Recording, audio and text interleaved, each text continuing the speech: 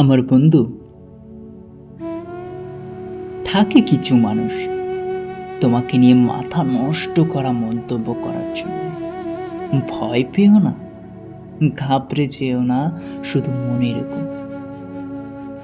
যেসব মানুষের জীবনে এইসব মানুষ আসে না, তারা নিজ জীবনে তেমন কিছু একটা করতে পারে না।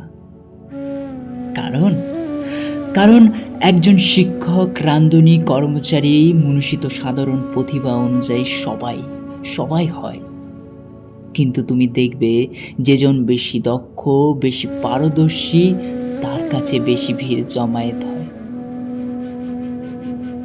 আর এই দক্ষতা কঠিনতম অবহেলা, বঞ্চনার শিকারগ্রস্ত হয়ে থেমে না থেকে পরিশ্রম, কঠোর পরিশ্রমের ফলস্বরূপ প্রাপ্ত হয়।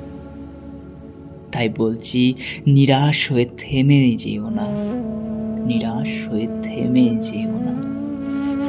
এগিয়ে যাও, এগিয়ে যাও, তুমি সঠিক পথে পা বাড়িয়েছ।